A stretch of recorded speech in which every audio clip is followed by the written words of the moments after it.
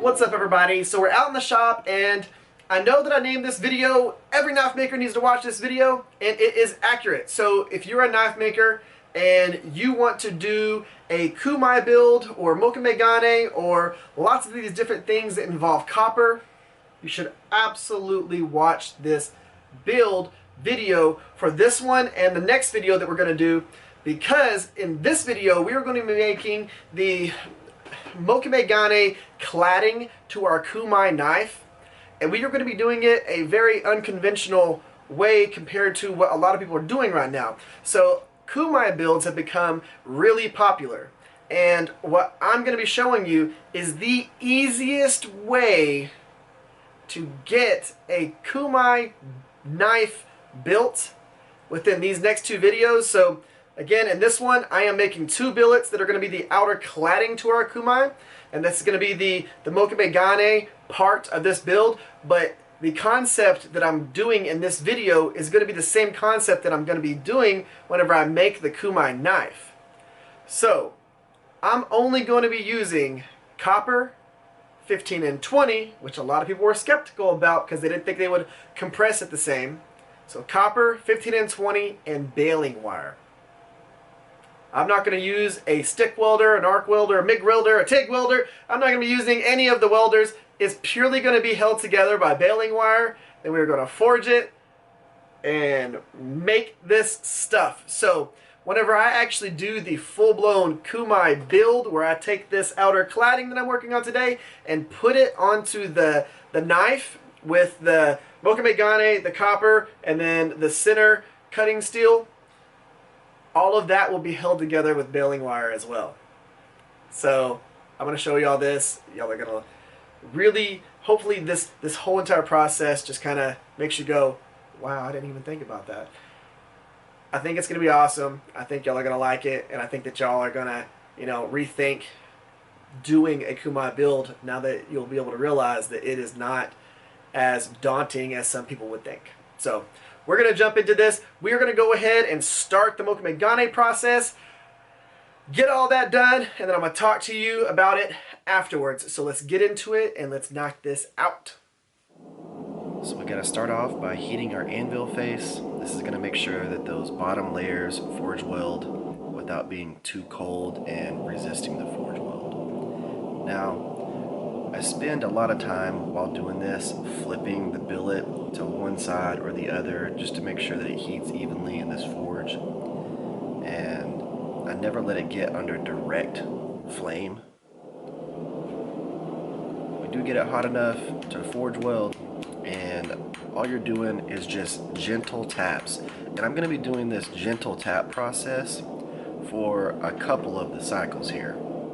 Primarily because we're just focusing on getting those welds set. And all I'm doing is setting 2/3 of it on one side, and then I'm turning around and I'm hammering on the other side, and I'm going 2/3 again, so that we get a full forge weld. Because you don't have to do the whole length at one time when you're working with this 15 and 20 at copper.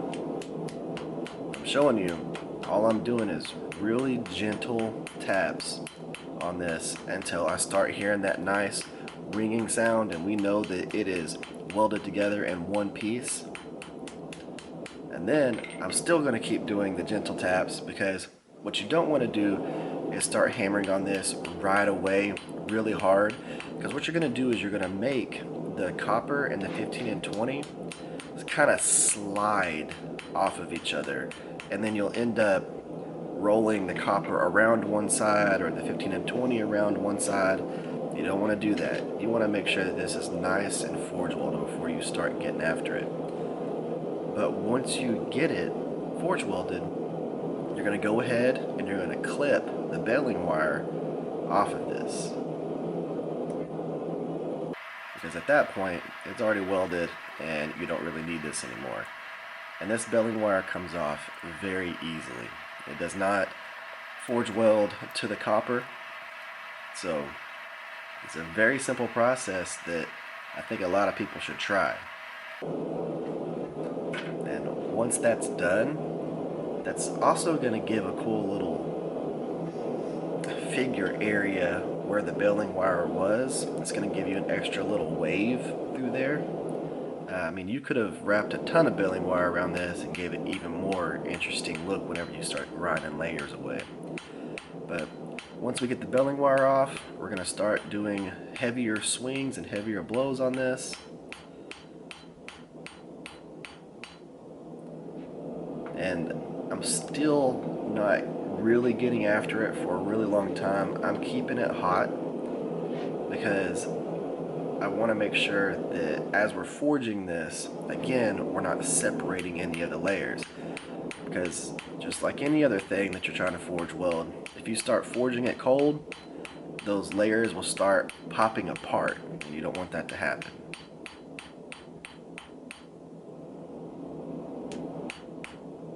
And I'm not speeding this up because I'm actually showing y'all exactly how long this takes me and how many times I have to take it to the anvil to get to the end result. This isn't a very long video, and I think that this will really show y'all how easy y'all can do this without having to worry about using a bunch of extra tools or anything like that.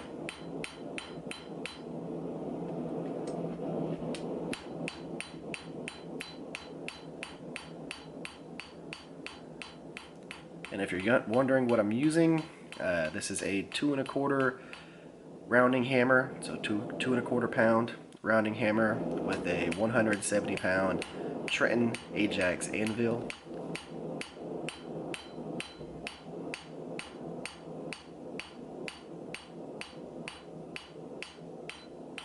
And I'm gonna just get to where I'm swinging harder and harder and harder to just start getting this billet stretched out and flattened down.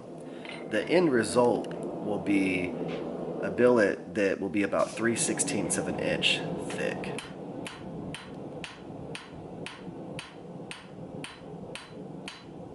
And you got to be careful with your hammer blows on this because copper deforms real easily. So if you're accidentally using the edges of your hammer and you're not using the flat face, you're going to put real deep dents in this.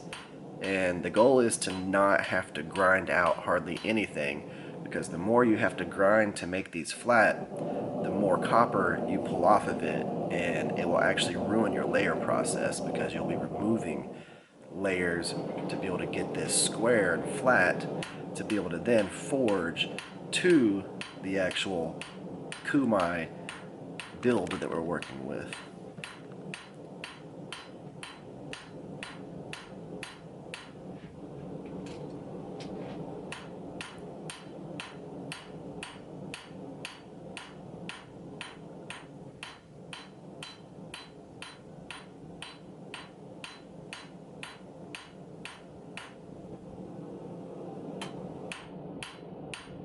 And what I'm doing over and over is just checking the thickness to make sure I'm not going too thin in certain areas. Once we got that done, we need to go ahead and make sure that these are annealed.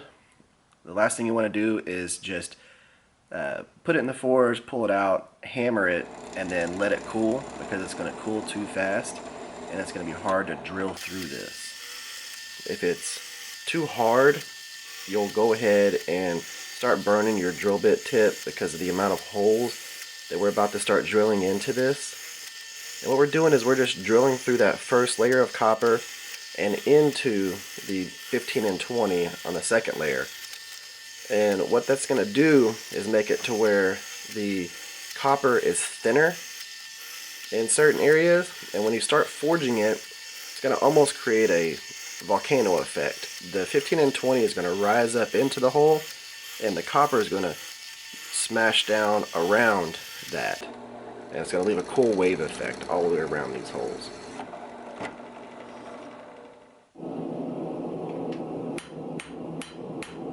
Then we're going to go ahead and just keep forging to the actual thickness that we want. What I had done was I had that forged to about just under 1/4 of an inch thick, and Now what we're going to do, once we got the holes all on there, is we're going to forge it down to the 3/16 of an inch that we want. And again, we're really focusing on our hammer strikes on this, because the last thing we want to do is start putting a whole bunch of random dents into this, because we're not going to have much material to grind away to make these smooth, to then get them to mate up well with the extra sheet of copper and 15 and 20 that's going to make up the Cu-Mai build. But what I like about this is, again, the simplicity of this whole entire process, because we didn't use much to do this. And it's not like you're just forging a stack of quarters or something like that. These billets, by the time it's all said and done, are 1.5 inches wide by 9 inches long. So this is a lot of material to forge out and keep consistent and keep even. And again, the only thing we did was wrap it in belling wire, bring it up to forge welding temp for copper itself, which in this instant is all you're doing. You're bringing it up until you start seeing it sweat a little bit. And by sweat, I mean it's actually going to sweat. You'll see a little bit of liquid build up on the top of it. And once you get to that point, then you start hammering it out. And what I found is the 15 and 20 keeps the material hotter longer, because that gets hot and the copper conducts that heat, and it makes it to where you can actually forge with this for a pretty good length of time. But what I have found out is, on the reverse side, as soon as it starts getting cold, it gets cold quick. So you'll go from bright orange to a dull gray in seconds, because as soon as it gets cold, it's cold. Now what we're going to do is we're just going to square these billets up to the size of the 15 and 20 that we cut. And all I'm using is a 36 grit ceramic belt from Norton Belts. And it takes a little bit of time, but we get it all nice and cleaned up on the sides. Now we just are going to use a medium grit resurfacing belt, so a Scotch-Brite belt, and we're going to clean off a lot of the stuff on the front and back of this, and then we're going to start grinding everything flat. Now on the outside, where all of the holes are, all we're doing is using the surface belt for that, because we don't need to grind it flat. But for the back side, where it's going to meet the other pieces of copper and 15 and 20, we want to get it nice and smooth. Alright guys, so we got our two billets right here. Now, all you can see right now is all these little bitty holes going all through here on both sides. So it's not going to look like the Mokume Gane until we actually put this on the knife, and then we start shaping the knife and doing all those things. Now I'm going to give you a little bit of a close-up here, and hopefully this shows. So let's get this to actually show here. There you go. So you can see through here, there's actually a wave to that silver layer right there. And what that's from is, as we're drilling the hole here, what that's doing is that's making the copper around the silver little hole right here. You can see right here where you see that copper ring around these. That's because that area of copper is thinner than the area around it. So where you see that lighter circle around the dark circle right there, that copper is the thinnest out of all of this. So what happens is, whenever you start removing material from this, it creates a wave pattern around every single one of these circles. So there is going to be a wave pattern around every single one of these as we start doing our bevels. And this is going to have more than one set of bevels on it, so it's going to show a lot of that. Now, it's going to be pretty cool whenever we actually get into that process and you see everything, but it creates a ton of waves, and it's going to create a lot of cool, interesting layers as we go through it. But what this is going to be, what these pieces are going to be, are the outer cladding. And of course you see on the back, there's no holes. It's just smooth from where I ground it to be able to marry to the steel here. But whenever we actually do this build, we are going to have the 15 and 20 center, then we're going to have a thick layer of copper, and then we're going to have these pieces right here, all sandwiching this steel. And what that's going to do is it's going to bring us out to almost 3/4 of an inch thickness, maybe a little bit underneath that. Bring us out to there, and then maybe, let's say 5/8 thickness. And then what we'll do is we'll forge that back out, and it's going to compress this even more and make even more waves. And I think what I'm going to do is, once we forge this out a little bit, I'm even going to drill more holes in both sides and just create an even crazier pattern. Because as we compress this down even more, these layers are going to get even thinner, and it's going to look really cool. So I'm excited about this. Whenever you watch the next build video, you're going to see me do all of this stuff, again, just using baling wire. There's not going to be any welding, anything like that, because you do not need to worry about that when forging these billets. The copper gets hot enough to forge weld to the 15 and 20 amazingly easily. Amazingly easily. Anyways, so we're going to be able to do this whole entire build again, like I said, purely with copper, 15 and 20, and baling wire. Hopefully y'all are excited about the actual build for the next video, where we turn this into a knife billet. And in that next video, what we're going to do is we are going to forge all of this out, make it one billet, get it all nice and flat, and then I might go ahead and cut the knife shape out of it, or at least show y'all what the knife shape is going to be. So y'all be on the lookout for that. This is going to be a really cool build series. I think it's going to be unique, and I think it's going to be something that is going to make y'all decide that y'all want to jump into this. So hopefully y'all like this. If y'all did, give this video a thumbs up, share this video or one of my other videos, and guys, if you haven't yet, subscribe to the channel, because we've got a lot of coolness happening right here, and I think that y'all are going to like the end result. So guys, thank y'all for coming by. Thank y'all for watching this video. Y'all have an amazing day. Y'all stay safe out there, and I will catch y'all next time.